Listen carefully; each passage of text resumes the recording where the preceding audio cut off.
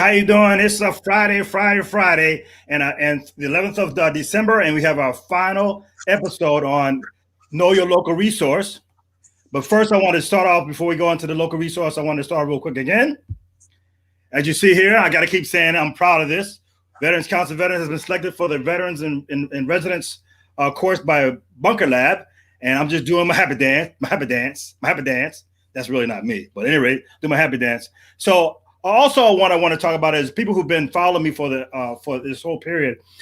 Veterans Council Veterans decided with all this stress going on and with the upcoming holidays, and holidays by themselves are very stressful, that we decided to do a weekly broadcast on knowing your resources. So that way, when you get into that situation, you know who to contact. And if you see, I just want to go real quickly. We've seen some of the things we already had so far. We first started with Camaraderie Foundation with Anna Tanzilla. We had the mayor of Tampa. Thank you, Mayor, for being on our show. Bay Area Liga with Jennifer Bloomfield. Veterans Homeless Advocates with the Batistas, as well as T-Man. We had Councilman Luis Vieta. We had a couple of nonprofits that are really provide services for veterans called Paint 22, and also Mission Continues from Tampa.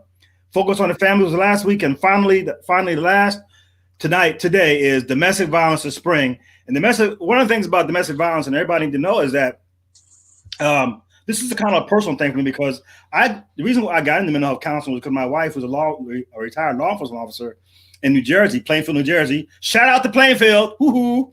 But she was law enforcement in Plainfield, New Jersey, and she was in charge of domestic violence. And so I just retired, didn't know what I wanted to do, typical military. What am I going to do now I'm grown up? And I said, well, let me tag on with her. I'll just tag on with her and see what she's doing. And I volunteered to talk some of the domestic violence responses. And because of that made me say, they gave me a decision, probably I'm more for God than anything else, that says, Tony, I want you to do this. And that's how I got into mental health. So I wanted to say that there's a personal connection when it comes to domestic violence that starts with me and as it continues on. The thing about domestic violence is kind of intuitive, because you think during a happy time of Thanksgiving and Christmas that you'd have a good time, but a lot of times there's a lot of stressors on both those events. And then with the backdrop of COVID-19, all the restrictions, it just raises the level up to another level of stress and stuff. And so there are people who probably never thought about domestic violence that may have done it. And there are people who never thought to be victims of domestic violence and may be part of that. And what I want to try to do is give some of those tools, like know your local resource, giving you tools that if you are in that situation, you know who to contact. And I want to do that. So no further ado, I want to bring on Christine Meister. She is a program director at the Spring. How are you doing? How are you doing, Christine? Very well, thank you. Yeah, I'm glad you could be on here. And guess what? You have you're the last guest. So because of being the last guest, you will get a nice VCV coffee mug. Oh my goodness! Okay? Thank you so much. So make sure you get that. This is a lot of money, and maybe a special piece. So we want to, and I want to, this course most of the focus is on veterans and their family. This is for anybody. And what I want to start off with is, please, tell us about your program, and then tell us the relationship you have with like the military, like the VA, and with VA and MacDill Air Force Base as well. So it's your show, Christine. Absolutely. So first of all, thank you so much. Thank you, Veterans Counseling Veterans. Oh my goodness, for having us today. Again, I'm Christine Meister. I'm the prevention team manager at the Spring. And I kind of just want to dive in talking about domestic violence, what we mean when we're talking about domestic violence, and then the services that we have for survivors. So when we're talking about domestic violence, we're talking about a pattern of abusive and controlling behaviors by one partner in a relationship towards the other partner to gain and keep power and control. So a lot of times when we think about domestic violence, we are solely focused on physical abuse. We have this picture of this type of physical or sexual violence that's going on. But when we're talking about domestic violence at the Spring, we're talking about that pattern of all of these encompassing behaviors that one person might use to try to gain power and control over another. So this, yes, does include different aspects of physical and sexual abuse, but we're also talking about things like emotional abuse, verbal abuse, financial abuse, that isolation. I think that we're all feeling a little bit during COVID, but even more so for survivors of domestic violence who have partners that will try to use that isolation to gain and maintain power and control over their partners. And so we know that this affects everyone, all genders, all ages, races, does it regardless of religion, how much money we make, whether we are veterans, active duty military, or civilians, right? It affects everyone. But we do know that there are some populations that domestic violence affects slightly more than others. So we know that women are at higher risk than men to experience domestic violence at the hands of a partner. It's about 1 in 4 women and 1 in 9 men are going to experience that severe intimate partner violence. We know about 36% of active duty females reported having experienced intimate partner violence. And another interesting trend is that when we looked at statistics between 2003 and 2010, intimate partner violence in civilians actually decreased over those years, but it increased 177% in the Army during that time period. So there are some interesting trends that we do see when we're looking at active duty military versus civilians. And so we know that this is, again, it's something that's really important, that we're providing this validation and support to survivors, especially during these times of COVID. So Tony had mentioned, this increased stress that's kind of going on in our community right now. And we are seeing within our agency, we've about the same number of calls that we had received prior to the pandemic. But what we are seeing is an increase in the amount of danger and in the amount of violence that survivors are experiencing. So this domestic violence, it's happening all the time anyways, but anytime there is incidents of increased stress, so talking about the pandemic, talking about financial stress, job losses, the holidays, travel, anything that happens as a greater society that's going to increase the amount of stress that somebody's experiencing, it could potentially also increase the amount of violence somebody is experiencing. And that's really what we're seeing right now when it comes to the survivors who are utilizing our services and the police calls and reports that are going out. Now, the services at the Spring, so I see Tony shared our website. It's thespring.org or www.thespring.org.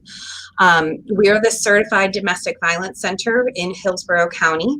So we run the county's 24-hour crisis hotline for survivors. That number is 813-24/7-SAFE. So 813-247-7233. That hotline is going to be the gateway to all of the services that the Spring provides. So that's going to be our emergency shelter. We have a 128-bed emergency shelter for any survivor, regardless of gender, ethnicity, identity, right? We serve all survivors. Typically, again, it's 128-bed capacity. Right now with COVID, we've had to reduce that capacity for safety reasons, but that shelter is still open. We have outreach offices where survivors can meet one-on-one with an advocate and receive any sort of referrals to community services, that supportive counseling, just having somebody to talk to. So that's our outreach services, which are again located here in Tampa, but then also in Plant City. We have injunction attorneys. We have a team of attorneys who day in and day out help people apply for injunctions for protection, or sometimes they're called restraining orders or IFPs. But it's essentially that legal document that says that, one person cannot contact another. So we do have attorneys on staff who are available to help survivors apply for those programs. And then we also have another slew of other smaller programs to help support survivors in any way we can to help them stay safe. So we have our prevention team. We have advocates that work kind of as liaisons between us and the child welfare system. And then we have advocates who screen police reports for those high danger situations. We have our kids team advocates who work with the young ones in shelter, making sure that they are safe and that they have all the resources that they need, a transitional housing program, and then I'm sure there's a few others too that I'm missing. But so we really do try to provide those wraparound services and support for survivors in any way that we can. Now, something, Tony, that I also wanted to mention was that because of our confidentiality rules, right, that we have in for survivors, we do a lot of work back and forth with people who are utilizing victim services at MacDill and then also with the VA. And we do a lot of referrals and very good communication back and forth with those advocates as well. So I do want to mention that there are services, right, for veterans, for active duty military members, again, who are on base. But because of our confidentiality restrictions, we have much tighter confidentiality rules, right? That anything that a survivor discloses to us, we cannot tell anybody else unless it's something like mandated reporting, like child abuse or abuse of a vulnerable adult. But other than that, because of those confidentiality rules, we do find a lot of active duty people or people who live on base, they might prefer to come to speak with us because we can advocate sometimes in different ways than the advocates and counselors who are on base. But then there are things that those advocates who are on base can do that we can't. So there's that's why we kind of work very closely together, and we can do different things and support in different ways. Yeah, I can tell you this, especially being, my dad was in the military, plus I was in the military for 20-something years, 24 years, that, sometimes indirectly, when you affect the sponsor, you end up affecting the family in the military, unlike the fan world. Mm-hmm. So that's why there's some, we got to give them some kind of way. And that's what I like about it, that sometimes that can be a barrier and they won't report it because they don't want to get their spouse in trouble. Yes. But usually they come to you guys. Mm-hmm. And they can we're never going to have or require a survivor to do any type of thing to utilize our services, right? So that's part of empowerment-based advocacy, is that we are here to do what that survivor wants us to do, right? And if we'll help open doors to different community resources if we can, but you're very right that some of those other repercussions that could potentially happen, if I report what's going on in my personal family, we can hopefully try to mitigate some of those things and work to find other avenues and resources because of those confidentiality rules that we have. And I know earlier I had Jennifer Broomfield, mm-hmm. and she brought you up. So you guys work with the legal guys too, Bay Area Legal? Yes. Mm-hmm. And so we also refer back and forth to Bay Area Legal Services quite often as well, especially for things like family law and then domestic violence and things like that. Mm-hmm. So any kind of insights we can provide the audience out there? Here we are, we're coming to Christmas, and that's where everybody's spending all this money. That's a stressor by itself, spending all this money, the COVID stuff going on. Any kind of advice you can give people out there listening? So I think first and foremost, what we're going to focus on is safety. And if anybody feels unsafe at any time and this is an emergency, we're going to advocate for calling 911. But if tensions start rising and I feel unsafe in my own home, or I just feel like I need somebody to talk to, it's going to be calling our crisis hotline. And also realizing that during COVID, lots of times people were stuck in our homes, right? Everybody's working from home right now. And so that means survivors are with their abusers 24/7 and oftentimes don't have a safe way and safe means to communicate. So we have had an increased number of family and friends reaching out to us as well, saying, my sister, my daughter, my brother is in this situation right now, and I don't know how to support them. What can I do? And so please call us, and we'd love to kind of chat about the situation, see what's going on, figure out how we can make people as safe as possible over these next couple of months while all of these holidays COVID stuff is happening. Okay, and I just already posted up those numbers you gave from the website, but can you give us numbers again?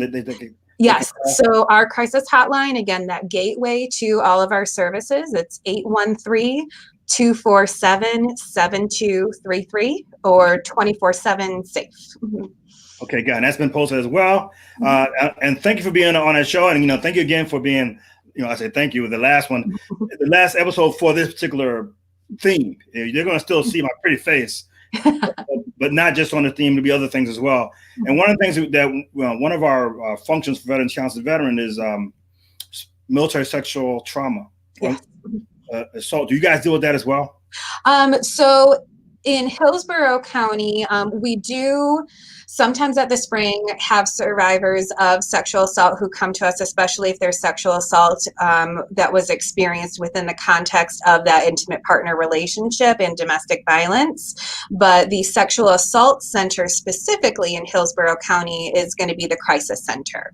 So that's dialing 211, and they provide services for multiple different things, but sexual assault specifically is going to be the crisis center. But again, there is a very large overlap between sexual assault and domestic violence, especially in that context of relationships. Oh, great. That's great to know. So anyway, Christine is the one that you guys need to know. You guys and ladies need to go if you find yourself going through any kind of domestic situation. It's always better to start looking before, when you kind of see the before you're right in the middle of it. And I want to thank again Christine Meister from the Spring for being on our show. Absolutely. Thank you so much for having me, and happy holidays, everyone. Thank you too. Okay, that's it, guys. That was the last episode for the local Know Your Local resource. I'm so glad we had this time together. But anyway, starting the next week, we'll be on different topics. You'll probably hear a little more about the Bunker Lab. Probably a couple guys on there from Bunker Lab. So I'm hoping you guys I hope this was worth your while. Please let me know if you thought it was a good idea, a good segment, and we'll try to continue this on as well. So this is Tony Williams from Veterans Council Veterans. Know Your Local resource. Out.